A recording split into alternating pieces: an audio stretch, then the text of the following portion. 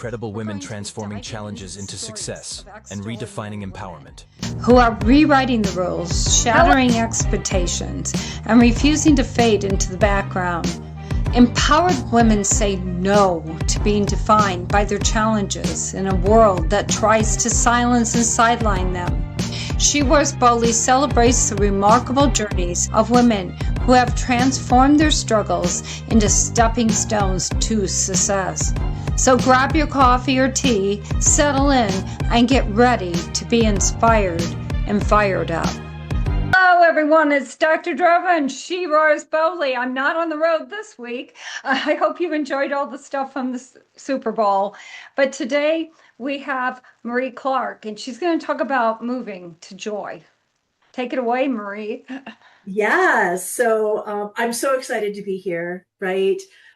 Anywhere that we are promoting women and women using their voice and their power to remember that we are supposed to be taking up space in the world. We are 51% of the population.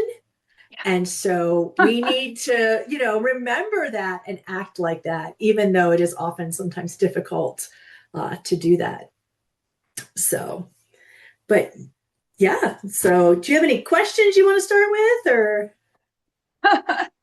Well, why don't you just tell them a little bit about yourself, and we'll go from there.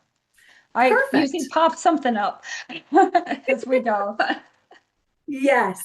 So I am a life and career coach, and I specialize in helping people make big shifts to kind of reclaim their joy.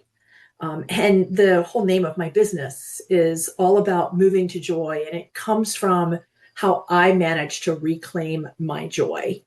I'm on my third major career change, and all of them seemed like the perfect answer to find my career joy. So finally found one that kind of really works for me. But I help women do that, whether it is taking a business that they started to really enhance their mission and make an impact on the world. And now they have found that they're kind of stuck into that grind, right, of day to day. Right. They left corporate and now they're like, oh my gosh, my business feels like corporate. I also work with women who are generally in corporate, occasionally in education. I'm a former teacher. So sometimes they're in education, usually they're in corporate, and it's not fulfilling anymore. They did it to pay the bills. They did it, because it kind of fit a schedule or a routine that they needed to meet. And now they really want to do something else, whether that's work with a nonprofit or start their own business. So that's one shift I work with. And then just for fun, because I'm a marathon swimmer, I help people make huge health shifts. So in my 30s, I lost 100 pounds. I went from a couch potato to a triathlete. And so that's they're not my main clients, but they're some of my most fun. Not that all of my clients are fun, but I find them to be quite rewarding just because it's so personal to me. But my whole goal is just to help women reclaim their joy in their life. We shouldn't be living miserable. Oh, definitely. Yeah, I think there's a lot of us out there doing that now because it seems a wave. Even as I was at the Super Bowl Media Week and I was talking to few women in the room, thousands of men, few women. Mm-hmm. But yes, it seems like they have that passion out there too. It's time. You're right. It's time for us to start reclaiming. And I was just, I was thinking, like, I know I'm doing this now. I've done many other businesses in the past, and I enjoyed them all. But I think as we go in different seasons, different things appeal to us. What do you think about that? I think that is 100% correct. And there's nothing wrong with that. In fact, it's the way it should be. And if you're one of those people who are lucky enough that you chose in the beginning, beginning being your teenage, right, and early adulthood, you happen to be in an area that brought you joy at that time and still has joy and passion for you into your 30s, 40s, 50s, and beyond, That's amazing. But that's really the small, small minority of people. Most of us, men and women, right? Yeah. As you evolve and your life changes, what brings you joy changes. Um, so whether it was, I also, when it was a teacher, right, had that passion for education when I was young. I still have a passion for education, but I no longer, right? We don't lose it, right? You're a former teacher, you never But lose you it. are educating. Exactly, Just exactly. differently. I just educate differently now.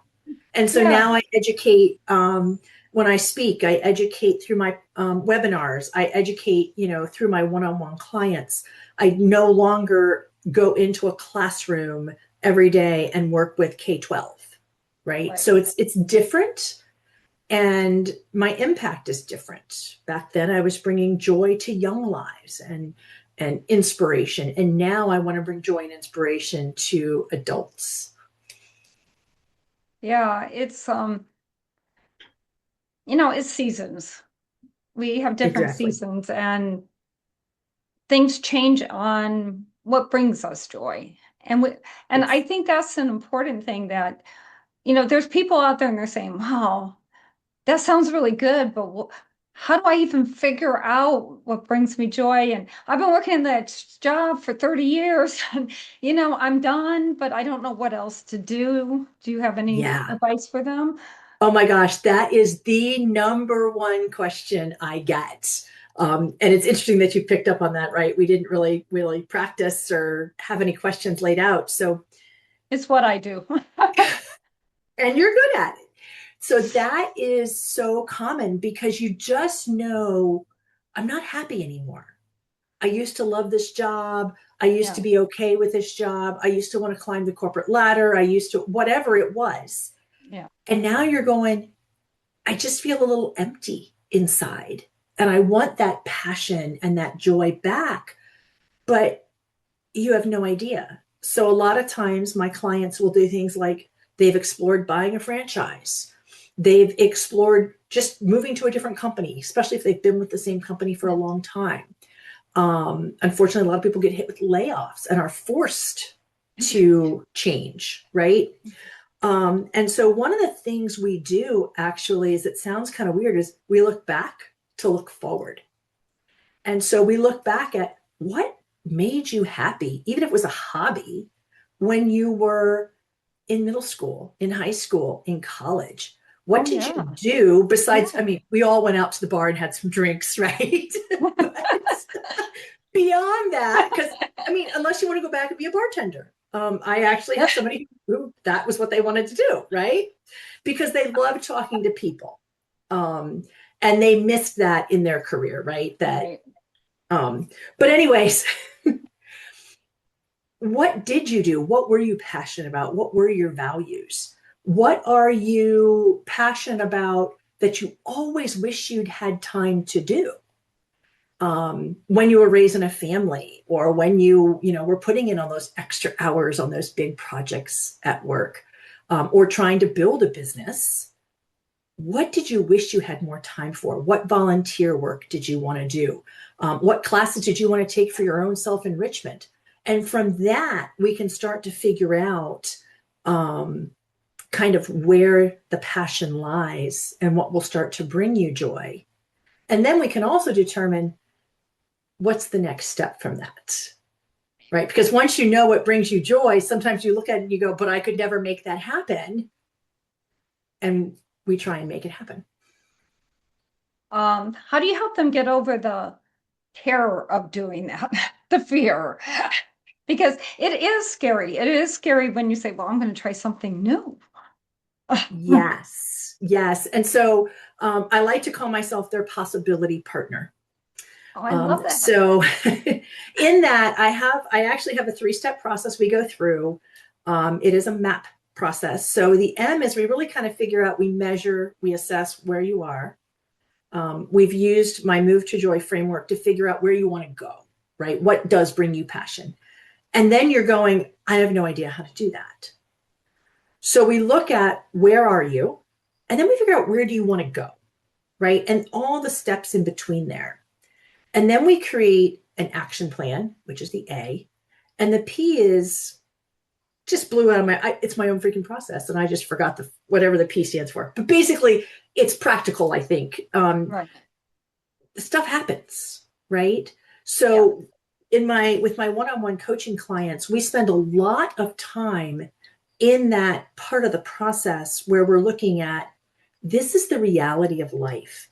A lot of people I work with either want to start a business or want to go into a nonprofit. There's a huge pay cut that often happens with that when you start. And your eyes, right? Everybody goes, oh my God, I still have like 5 years to pay on my mortgage, and I got a kid in college, and this and that. And it is scary. It and is. So the financial piece is one huge piece that we have to work through. And there's other things. There's often social and family pieces as well. There's even some people whose parents are going, especially my clients that are in their 30s, we put all that money into your college. What do you mean you want to change careers? And so there's a lot of pressure we have to work through. So most of my clients are quite intelligent, right? Once we've kind of narrowed down and gotten some clarity on where they want to go, the action plan piece of it isn't that difficult. It's all the roadblocks and the sinkholes and the detours we go through as we try and get to that next place. So you said you were a teacher and now you're doing this.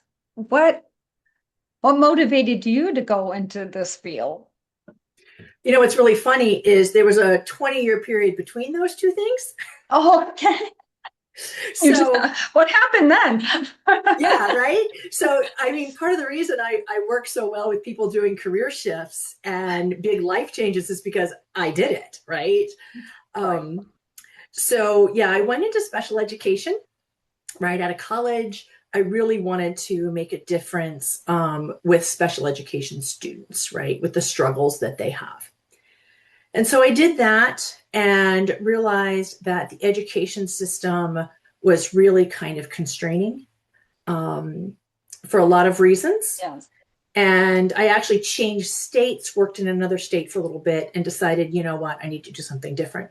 So I went into IT because that seems to make a logical difference. But actually, I went into help desk to start. And really, I just went from helping students to helping adults with technology, right? It's all helping. Everything I've done is helping. It's just in a different format.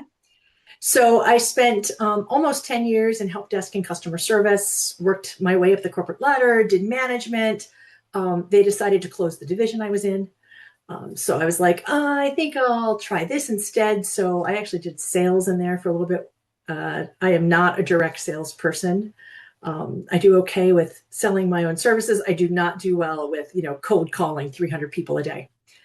So yeah, some people are really, really good at it. I'm not that one. So then I went into project management and have spent almost 10 years in IT project management, which really, believe it or not, set me up perfectly to go into coaching. Because in project management, you've got two things that are critical. One is you have to be able to see a future state and the path to get there and all the things that might come up to keep you from going to that path and getting to that successful endpoint. Yeah. And you have to be able to work with a huge variety of people across all levels of an organization, from the executives who just want the results and the bottom line, to the technical people that are looking for the day-to-day details, to the business users who have to deal with whatever you're creating for them. And so that ability to work with so many different types of people, and a lot of that pulls on my special education background. And then to go into, helping individuals and small groups achieve massive shifts in their life, just kind of all takes it all together and pulls all those skills and talents that I have into something that is really impactful for individuals and not just for organizations. Yeah, I always believe once a teacher, always a teacher. We just find different ways of teaching, right? Exactly. Because you got that heart for people that you want them to succeed. Yes. And my whole business model is based around my values of give to others, serve others, and connect with other people. And sometimes when I go to have an initial conversation with a potential client, my answer is, you're not going to work with me. Sometimes my answer is, I'm going to send you over here to somebody who's really good with the financial piece to help you get your financial piece in shape so we can even begin to start to make your dreams come true. And for some people, it's like, you know what? I'm not the best person to help you. Let me connect you with some people that are already doing what you want to do so that you can shadow them and see what the life would be like if you went that path. And so when I talk with people, it's not always about, you should work with me. It's how can I serve you and help you connect with what you want to make your life happy. Oh, that is commendable that you put people where they need to be. That is very, very commendable. So what is the biggest internal barrier you had to overcome to actually, leave that 9 to 5 job over here or 10 to 20 hour job over here and to go out on your own now and just really, that's scary. I know a lot of us have done it, and it's scary, and it's a learning process. It is a learning process. And so I actually was able to take a year and do it part-time, coach part-time, and start to build a network, a client. If you'd asked me a year ago, what group of people do you want to work with? I would not have been able to tell you. Like I just did at the beginning of this show, the 3 groups that I help make a massive shift, right? It was an iteration. And so because I had the luxury of working part-time to do it, that allowed me to really kind of grow that base before I left my corporate position. For a lot of my clients, a lot of times they can actually do some of that even though they didn't realize they could. So as a possibility partner, that's one of the things that I really specialize in, is that creative problem solving of, well, how do I leave my full-time job to go do this thing that I love, whether it's a business or a nonprofit or anything else? Some people just want to figure out how they can take care of their grandkids, right? A couple days a week, but they can't afford to. So how do we figure out how to make this happen so that everybody stays happy? As women, we tend to give of ourselves to the point where we no longer can take care of ourselves. We're drained, we're exhausted, and we can't do it anymore.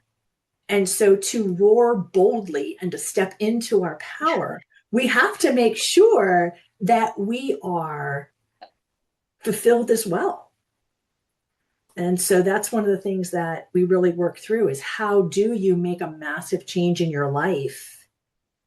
Keep the things that have value, but get rid of the things that aren't bringing you value and aren't serving you. Yeah, wow. That is, again, powerful. It's never going to be easy to try something new. No. It'll be exciting, but not easy.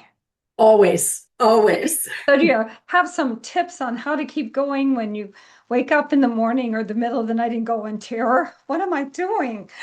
Why did I decide to do this? Yes. I think we've both have been there. Anybody that's gone out on their own has had those moments.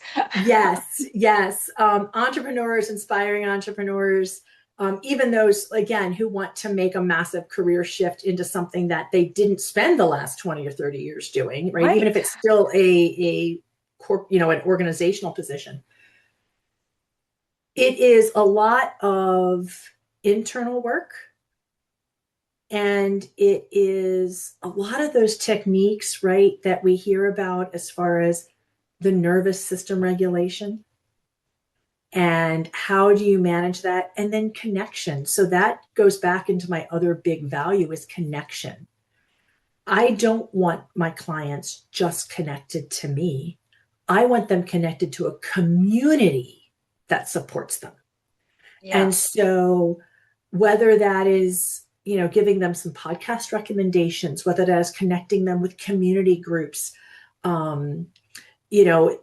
creating my own community is on my goals for this year, right, for 2026 is to create my own community where we can support each other. But you have to have support because you do have that. You woke up at 3 a.m. and you can't go back to sleep because you're like stressed, right? Right. And so we want those problems that are surfacing. We want people to come and bring those concerns and fears, be very real, right? Because we can't address them. Some of them are, well, we can't address them if we don't acknowledge them. I didn't finish that thought. So that didn't sound quite right. We can't address them. Oh, yeah, you're right. But in order to really start to calm our own nervous system, we have to acknowledge them, address them, figure out what's real. You know, the financial concerns are often quite real. The what will people think concern, or what if I fail, which is the other big one. What if I fail at this? And you might. It's okay. You might, but don't define you can do something else. We need to change how we define failure. Yeah. We change, one of the things I work with clients on is changing how we define failure. Right. Changing what a mistake is. A mistake is a judgment we made on a decision that we made the best decision we could with the information we had at that time. And so to look back and go, oh, that was a mistake. I should have stayed for another 6 months at my job. Oh, well, wow. You made the decision knowing what you knew at the time. Or I should have done this with my child. I should have done this with my career. I should have done this with my health. Should have is a horrible set of words. If you had known more information at the time, you would have made a different decision, most likely. Right. Not always. So to surface those fears and that fear of failure, and to really work through what is failure, because it's rare that we truly fail. What we do is we pass a judgment on what we thought was the right thing to do. And so even if you start a business and you fail, it's not a failure because you have learned so much. And, you know, maybe you change your business model. Maybe you realize that you might have loved the thing you started your business for, but you absolutely did not want to end up doing the sales and the bookkeeping. And that wasn't your piece. And that is okay. Whether you choose to outsource it or whether you're like, you know what, I'm going back to corporate because that fit me better. It's okay. You didn't fail at a business. You just learned more about who you were and what you wanted. And I believe they added another layer inside of them. So even if they went back to corporate, they would be different. They'd be walking in a whole different person. Yes. Yes. Yes. Because you are a different person. All of your experiences change who you are. You know, and it's really, really, really important that we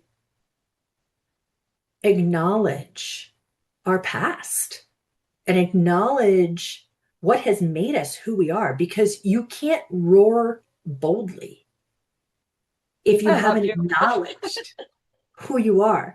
You can't move to joy if you don't acknowledge what's not bringing you joy. Yeah, I know just when I started She Wears Boldly 2 years ago, I'm now where I want to be. And I know where my trajectory totally is. And it didn't mean anything prior to that was off. It was part of the journey. Yes. Yes, part of the journey. And now I've got the clarity, but you know, I don't think it comes overnight. I think you have to try different things, see what works for you. Is that correct? It is 100% correct. And that's why it's Move to Joy Coaching is my business and not just joy, because it is a process. We don't instantly wait. It's not Christmas morning where you wake up and, oh, there's a Christmas gift that just makes you happy. That's great. That is a type of joy. But the move to joy, and that I'm working with my clients on, and I want to see in the world is I have a goal that I'm pursuing with passion and love.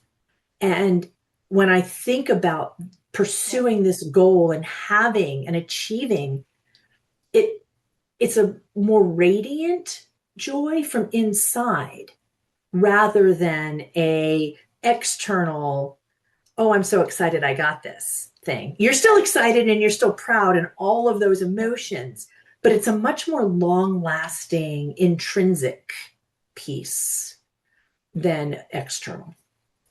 I like the long lasting because one thing when you are doing your own business, you go through those moods, okay, in those days. And one day you're like flying up in the sky, and the next day you're doubting yourself, and the next day you're struggling with something, and the next day you're flying again. So there's a lot of emotions going on when you're Yes. out here.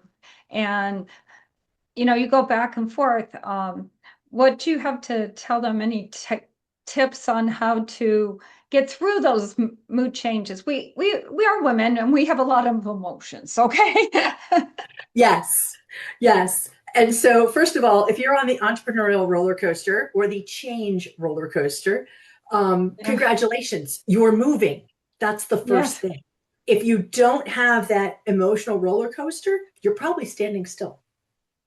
Probably not doing much. Yeah, you Or aren't. taking chances. Yeah. Or yeah, Right. you're not taking chances and you're not stepping out of your comfort zone and you're not growing.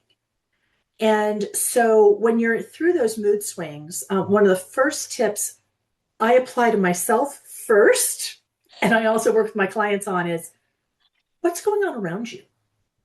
Do you have some hormonal? And technically, my hormones aren't not, they're supposed to be all settled now. They're not, Yeah. right? So is there something in the hormonal? Did I, in my case, sugar and alcohol, if I've had them, the next 2 days, my moods are like this, right? So I look for some environmental things first before I drop into the I'm so horrible, this is never going to work. What am I doing? And then I also journal. And that's something that I'm not a journaler, never been a journaler, but with the step into entrepreneurship and massive change, I have found that journaling, and I actually did it when I switched my health around as well. I just did it differently. I didn't put it in a book. I tracked my training and my Oh, moods okay. when I was Okay. training. And so, in some way, shape, or form, to do some sort of journal exercise where you are tracking your moods. And often, if you write them down, you find out they're not as big as you thought they were. But definitely keeping those moods in check, right? Yeah. And just accepting them. Sometimes it's a matter of it's okay that I'm kind of grumpy today and feel like nothing's going to work. So I'm going to adjust what I'm doing today to help bring joy. And that might be taking a walk outside. It might mean 30 minutes with a book or a bubble bath, right? Just to kind of help regulate the moods so that you can better understand the emotional roller coaster because you're never going to control the roller coaster completely. We are still women. Yes. Exactly. Yes. Yeah, I really like that because I think when you work for yourself, sometimes you work too hard. You because you feel all Yes. the pressure on you. And I totally agree with that. Taking that walk or whatever gives you joy, maybe dancing to some fun music or something. I agree Yes. totally. It's okay to take Well, a break, you know. yes. And we're always beating ourselves up for what we didn't do, That's women. right? I'm being honest, most of us. So, one of the best things that I can do for myself, and sometimes I do it in the morning when I journal from the day before, if I'm kind of down in the morning, but I try and remember in the afternoon before I go to bed, it's like, what did I accomplish today? Right. Instead of, I haven't done anything today, or I have all these things to do, I actually cross things off my to do list, and it's an electronic to do list most of the time. I Uh-huh. never delete the tasks. Like you have the option to delete or hide your tasks. I just hide them because I can go back and I can look at them and say, well, look at all this stuff I did today. Not to mention the fact that you've probably also cooked a Yeah. meal or more for your family, cleaned up, done laundry. We don't put that stuff on our to-do lists as women, No. but we've done it all. Well, that's a whole nother topic that I talk on because we're still living in the 19, 20, 30, and 40 households, but we're doing full-time jobs. And Yes. plus, if you're working for Yes. yourself, yeah, Yes. that needs to switch. But yeah, that'll be a long journey. Well, I do have to give a quick shout out to my husband because when he's not traveling, he does do the laundry and the dishes. I still do the cooking because cannot cook. Yeah, But same here, because he we would eat hot dogs every meal. yes, yes. But my husband does help. He definitely does not drop it all on me. So, Yeah, my husband does too. So shout out to these guys that support yes. us. That is awesome. Okay, just one more question before I let you talk about your product is what piece of advice would you give yourself if you were sitting on the couch with your 20-year-old self about life? I know It, that's a good one. it is because a lot of times the knee-jerk reaction when you hear that question is, oh, I'd tell myself to do something completely different. Right. Well, I think the only thing I would say would be stop suppressing your dreams for the expectations of others. Figure out, and this is the hard part, right? We talked at the very beginning of this podcast about clarity, right? You have to figure out what you want.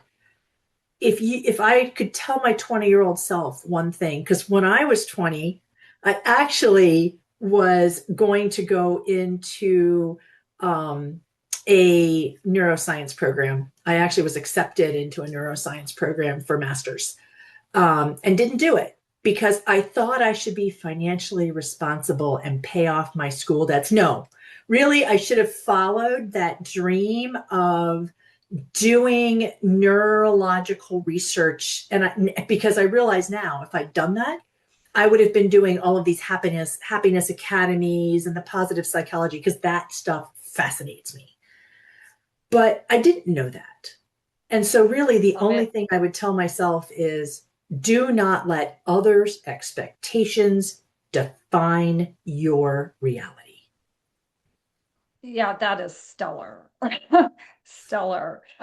I think I would tell myself the same thing because I think when we're young, we're trying to please so many people and still Yes. please ourselves, and it's so complicated and so hard. So anybody out there that's really young listening, take that advice. She really gave you some. Yes. Okay, tell Yes. them about your program and how they can get a hold of you and stuff. And well, you'll also give me the stuff for the call notes so they can like click on Yes. it. Yes. Yes. Yes. So it'll be in your show notes as well.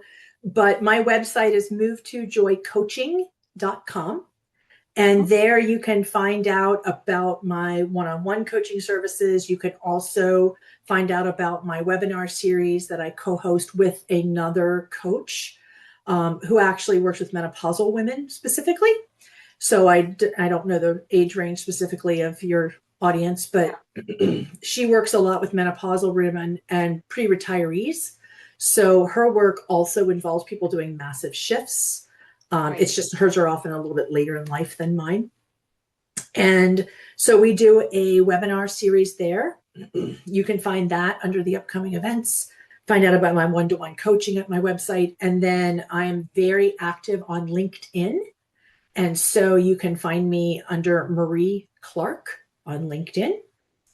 I'm a little bit on Facebook, but not much. Yeah, and I recommend if you do Facebook, do your regular Facebook. Don't do a business one. It doesn't work, and I can't get rid of No. mine. But yeah, everybody says, and so now all the podcast people are becoming my friends, so it's all really cool. Yes. A lot of Yes. But fun I on am here. very active on LinkedIn, not as much on Facebook. If my Facebook is full of all of my marathon swims and my travels, So Well, there's some that's good all stuff part there. of it. That's It all part is. of putting yourself It out there. is. So you're doing Yes. good. Very good. Put it on LinkedIn too. People are interested in that stuff. Yes. Absolutely. That's just business advice out there for you people trying to struggle out there. People actually want to see you're human. They don't want to add every time you get on there. I mean, you can showcase yourself in fun things you've done too, Yes. right? Yes. Because it's all Always. about moving to joy. It's about moving to joy and it's about being authentic. And I Right. think as business owners, and as women, one of our strengths is we can be very authentic. We can be truly vulnerable in ways that are different from the way men can be vulnerable. And we can use that vulnerability to really make an impact on the world around us. Absolutely. Well, I want to thank you for being on here. It always goes so fast. It's like we started in well, Yes. 30 minutes is gone. It's always Yes. fun. And I just encourage everybody to check out what she has. And my last question is always, what does she roars boldly mean to you? I know you've been saying it, but put it in a sentence. So she roars boldly means taking who you want to be and bringing that fully into the world and not hiding yourself behind what you think others want you to do. Roaring boldly means being who you are and making that impact on the world, bringing all of your gifts and talents. I love that. Everybody comes up with such good definition of it. I should like have a whole like a book of it. There you This go. is all these people said this is what she wears belly means. Well, I just again want to thank you, Marie, for showing up and Oh, sharing thank you so that and much. sharing your joy and your beautiful smile and the It has happiness been that just wonderful. radiates out of you. And I want Thank to you. thank everybody who's listening. And again, check out what she has and um, just live joyfully. Move to Live joy. fully, Don't let live anybody joyfully. stop you. Just don't let people stop you because they will try to steal it. You don't have to give it to them, right? Yes. And moving to joy, living joyfully, and roaring boldly do not mean that you are loud. You can be an introvert and still Right, roar boldly. right, exactly. All right. Thank you again. And Well, everyone have thank a you. fantastic week. Bye.